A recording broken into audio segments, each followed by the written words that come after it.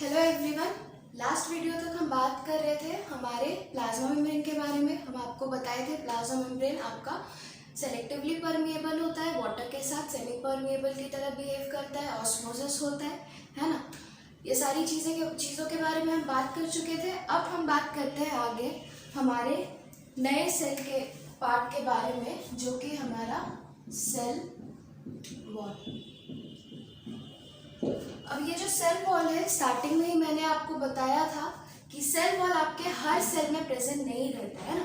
Cell wall आपका animals में नहीं प्रेजेंट रहता है, ठीक है। तो सेल वॉल सबसे पहले हम जानेंगे आपका प्रेजेंट किस में रहता है, ठीक है। तो सेल वॉल सबसे पहले आपके बैक्टीरिया में रहता है ना। बैक्टीरिया जिसको कि हम प्रोकैरियोट्स बोलते हैं, ठीक है। किंगडम प्रोटिस्टा के कुछ ऑर्गेनिजम्स में प्रेजेंट रहता है, ठीक है। सारे में नहीं रहता है, कुछ में रहता है ना। जैसे कि आप एग्जांपल दे सकते हैं यूक्लिड। फिर हम आते हैं किंगडम फंजाई, है ना। ये जो मैं किंगडम बोल रही हूँ है ना, आगे जाके आप अपना जब डाइवर्सिटी इन लिविंग ऑर्गेनिजम्स पढ़ेंगे तब हमारा एक चैप्टर है, उसमें हम सारे ऑर्गेनिजम्स को कैरेक्टर्स के बेसिस पे अलग अलग ग्रुप्स में डिवाइड करते हैं ना, उनका ही नाम किंगडम है। तो अभी के लिए आप ये लिख लीजिए, जब हम आगे जाकर के वो चैप्टर पढ़ेंगे तो हम आगे जाके और क्लियर हो जाएंगे कि ये सारे क्या है। फंजाई मतलब आप जानते हैं सैप्रोट्रोफिक मोड ऑफ न्यूट्रिशन, इनके पास भी सेल वॉल प्रेजेंट होता है। और इसके साथ एक और ऑर्गेनिजम्स है ना, जिनको कि हम सबसे ज्यादा जानते हैं, प्लांट्स में सेल वॉल प्रेजेंट होता है, ठीक है। अब ये जो बैक्टीरिया है, बैक्टीरिया में अलग अलग सब्सटेंसेस से सेल वॉल बना रहता है। जनरली हम बात कर रहे हैं, generally it is made up of peptidoglycan, ठीक है। It is made up of peptidoglycan,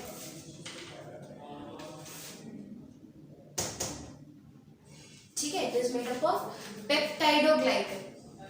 peptide मतलब कि प्रोटीन, ग्लाइकन मतलब कार्बोहाइड्रेट, ठीक है। उसके बाद प्रोटिस्टा का सेलुलोज से ही बना होता है, अगर रहता है तो इट इज लाइक सेल्यूलोज, ठीक है।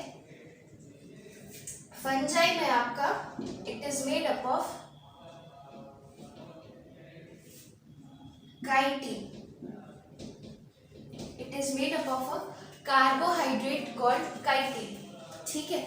And plants it is made up of generally of अलग अलग चीजों से भी बना हो सकता है, लेकिन जनरली जो एक कॉमन मेरे को मिलता ही है that is made up of cellulose, ठीक है। अब ये जो किंगडम प्रोटिस्टा है, हम आगे जाके पढ़ेंगे, ये कनेक्टिंग लिंक होता है। इसमें हमको फंजाई जैसे भी ऑर्गेनिजम्स मिल सकते हैं, प्लांट जैसे भी मिल सकते हैं, एनिमल्स जैसे भी मिल सकते हैं। तो इसमें सेल्यूलोज के साथ मेरे को काइटिन का भी सेल वॉल मिल सकता है। आपको मेन क्या याद रखना है, आपको याद रखना है कि एक ये और एक ये, ठीक है। पेप्टाइडोग्लाइकन क्या होता है, जब हम क्लासिफिकेशन पढ़ेंगे हम आपको और अच्छे से बताएंगे। अब बात आती है कि सेल वॉल का जरूरत क्यों होता है, ये हम आपको स्टार्टिंग में भी बताए थे। तो हम बोले थे जैसे हम एनिमल्स हैं ना, वी आर मोटाइल, हम एक जगह से दूसरे जगह मूव कर सकते हैं, लेकिन कुछ ऑर्गेनिजम्स ऐसे होते हैं दे कैन नॉट मूव, है ना, वो अपने उसी जगह पे उनको रहना पड़ता है।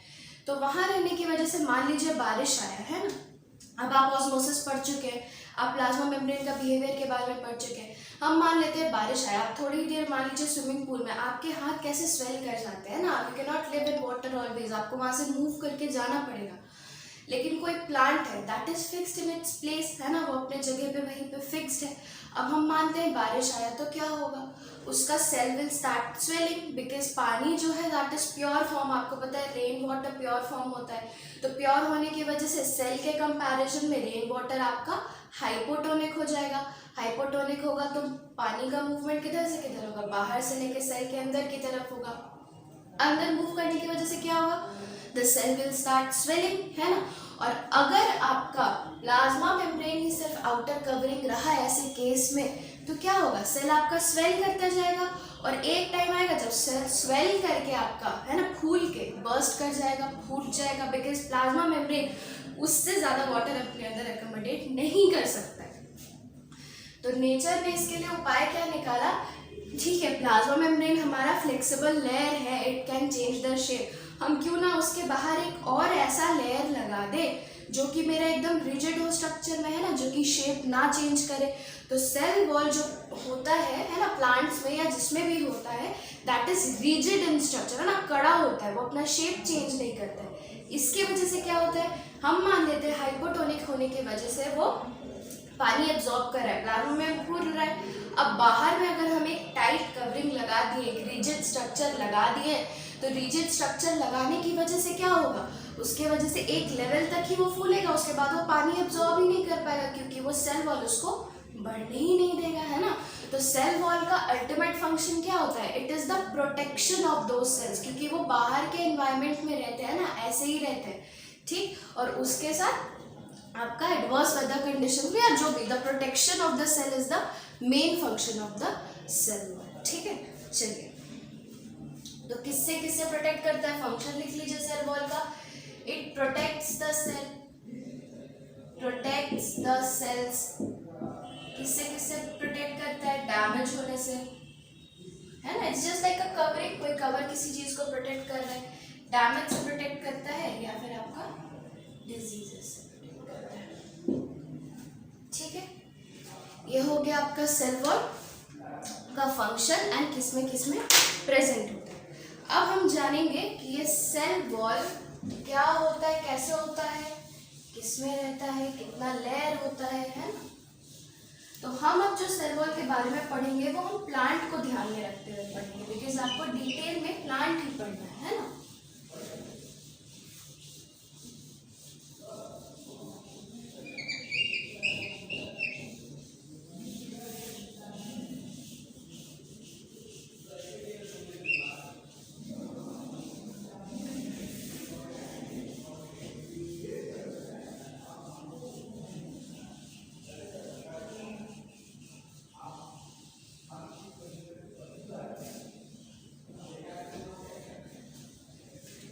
चलिए, तो सेल वॉल जो प्लांट का होता है basically it is made up of 3 layers, है ना। आपका एक प्राइमरी लेयर, है ना, उसके बाद सेकेंडरी लेयर एंड एक और लेयर होता है that is middle lamella, that is middle lamella, ठीक। चलिए, लैमेला में सीधे लेते हैं,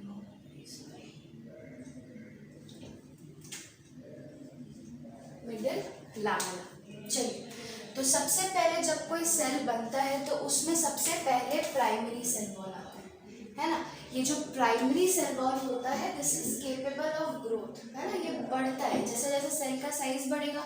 सबसे पहले स्टार्टिंग में सेल प्रोड्यूस होगा तो क्या होगा, सेल छोटा सा होगा, फिर जैसे जैसे सेल का साइज बढ़ेगा ये प्राइमरी सेल वॉल भी बढ़ेगा, है ना।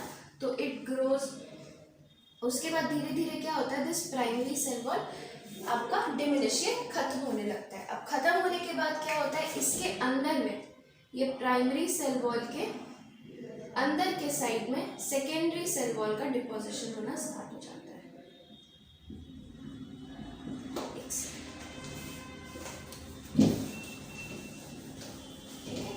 हम मानते हैं कि ये मेरा 2 प्लांट सेल है, ठीक है। ये जो ब्लैक से मैंने दिखाया हम मान लेते हैं इसको प्राइमरी सेल वॉल में, ठीक है। सेकेंडरी सेल वॉल जैसे जैसे जब फुल्ली मैच्योर हो गया, जब ये सेल अपना फुल साइज अटेन कर लिया, है ना, फिर क्या होता है, सेल के अंदर के साइड में, है ना, सेल के अंदर के साइड में आपका सेकेंडरी सेल वॉल का डिपोजिशन होना स्टार्ट हो जाता है, ठीक है। दिस इज सेकेंडरी सेल के अंदर के तरफ, है ना।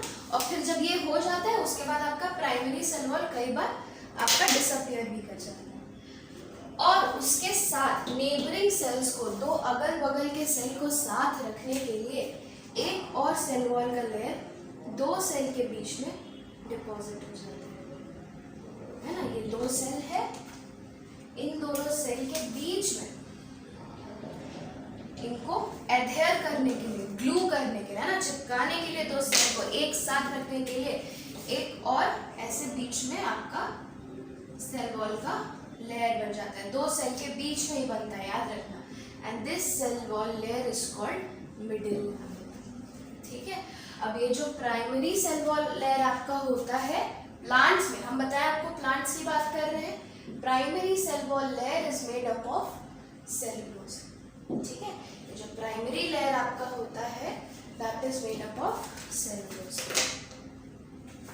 है ना। मैंने आपको बताया प्लांट्स में सेल वॉल किसका बना होता है, सेलुलोज का बना होता है, तो primary is made up of cellulose. और भी बहुत सारे अलग अलग केमिकल से बना हो सकता है, but main is cellulose which is a carbohydrate, याद रखना है ना, सेलुलोज इज अ कार्बोहाइड्रेट। ठीक है, सेकेंडरी के बारे में आपको इतना नहीं जाना है। Middle lamella is made up of a structure, it is made up of a chemical called calcium pectate. Calcium pectate. आप सोच रहे होंगे मैम इतना डेप्थ में पढ़ा रही हैं, तो मैम इतना डेप्थ में बहुत ज़्यादा नहीं पढ़ा रही हैं, थोड़ा मोड़ा पढ़ा रही है। इसलिए पढ़ा रही हैं आप लोग उन लोग के लिए जो आगे जाके 11th में या 12th में बायोलॉजी परस्यू करना चाहते हैं ना। तो अगर आपको बायो आगे नहीं पढ़ना है तो इतना याद रखने का ज़रूरत नहीं है, जो NCERT में आपके लिखा है नॉर्मल आप उतना भी याद रख सकते हैं। ठीक है, लेकिन सिंस कोचिंग है तो आपको थोड़ा एक्स्ट्रा तो पढ़ाएंगे, है ना। तो middle lamella it is made up of calcium pectate. ठीक है, चलिए ये हो गया आपका सेल वॉल। अब हम सेल वॉल से आगे बढ़ते हैं, सेल वॉल हमारा यहीं तक था। ठीक है, अच्छा इसके साथ हम आपको एक और चीज बताएंगे that is phenomena of plasmolysis.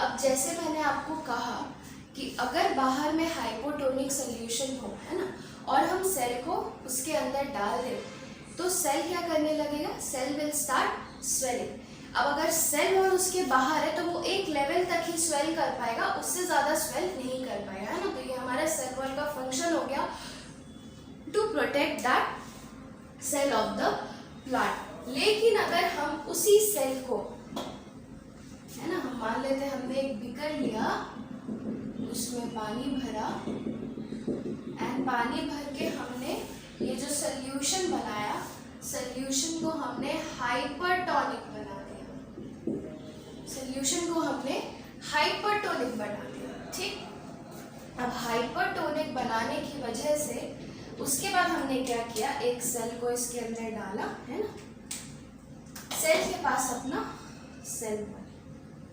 ठीक, अब देखिए, चलिए, है ना, हाइपरटोनिक सॉल्यूशन में हमने सेल को डाला, सेल के पास अपना सेल वॉल है, हम मान लेते हैं। अब अगर नॉर्मल सेल होता जिसके पास सेल वॉल है तो ये सेल ऐसे ही श्रिंक करना स्टार्ट कर जाता। सेल वॉल के साथ एसोसिएटेड होने की वजह से ये जो गैप दिख रहा है ना, सेल वॉल और प्लाज्मा मेम्ब्रेन में इतना गैप नहीं होता, ये दोनों एकदम सटे हुए रहते हैं ना, मतलब इट्स जस्ट लाइक दिस, है ना। मैंने डायग्रामेटिक रिप्रेजेंटेशन के लिए ऐसे दूर बनाया है, लेकिन it is just like this, एकदम सटे हुए, एकदम साथ में होते हैं। ठीक है, अब जब हमने इसको हाइपरटोनिक सोल्यूशन में डाला तो क्या होगा, पानी का मूवमेंट किधर से किधर होगा, पानी आपका सेल के अंदर से बाहर की तरफ मूव करने लगेगा, है ना। Water will start flowing from inside to outside. अब सेल को श्रिंक करना चाहिए, पर अब आप देखिए ये सेल का प्लाज्मा मेम्ब्रेन और सेल वॉल का लेयर एकदम साथ में सटा हुआ है ना, और उसमें ये जो सेल वॉल का लेयर है दैट इज रिजिड, ये तो अपना शेप चेंज करेगा नहीं। ठीक, लेकिन ये प्लाज्मा मेम्ब्रेन आपका धीरे धीरे श्रिंक करेगा, it can change it shape, है ना, it can change it shape. तो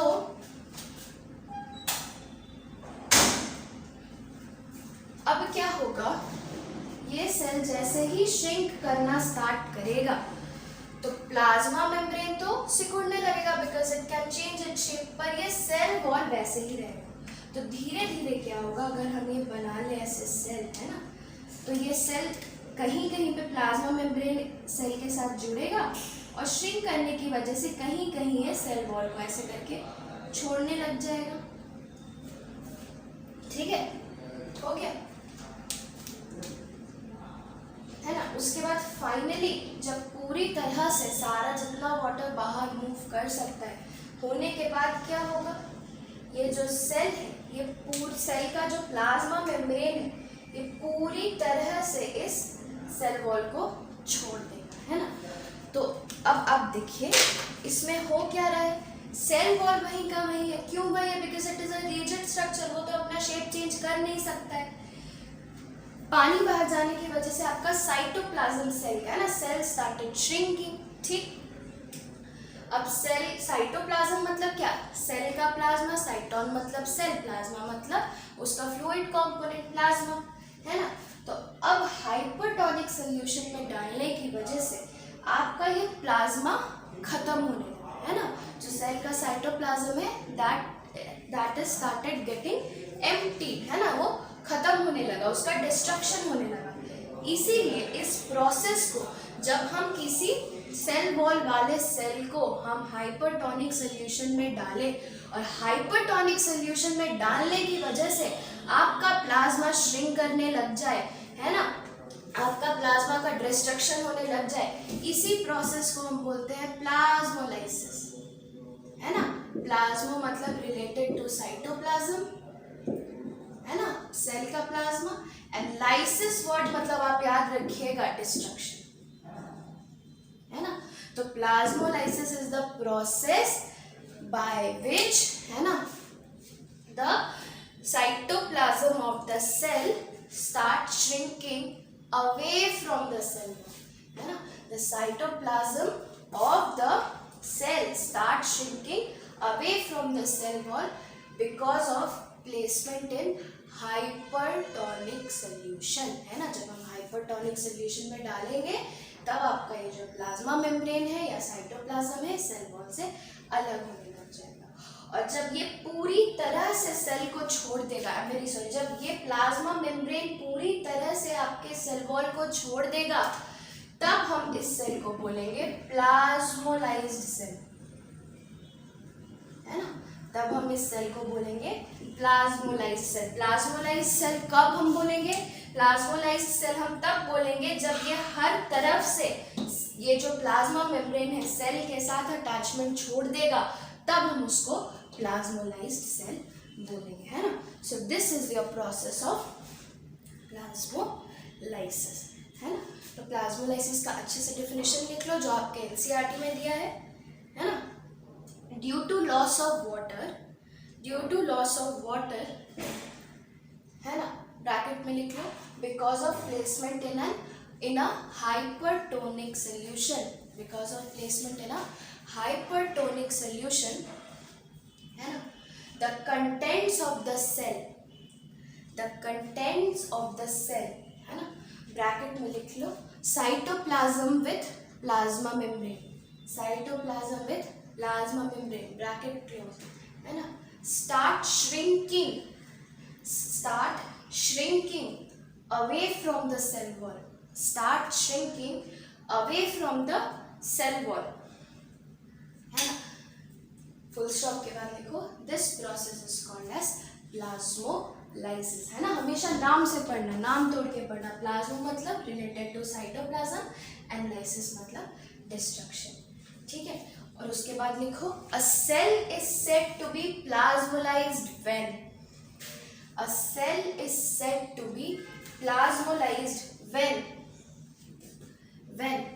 there is no attachment, when there is no attachment between the plasma membrane and the cell wall. जब पूरी तरीके से प्लाज्मा मेम्ब्रेन सेल वॉल को आपका छोड़ देगा तब हम कहेंगे कि मेरा सेल प्लाज्मोलाइज्ड हो चुका है। ठीक है, इसके साथ आपका सेल वॉल यहाँ ख़त्म होता है ना। नेक्स्ट क्लास में हम आपका न्यूक्लियस स्टार्ट करेंगे। नेक्स्ट वीडियो में आई स्टार्ट विथ न्यूक्लियस।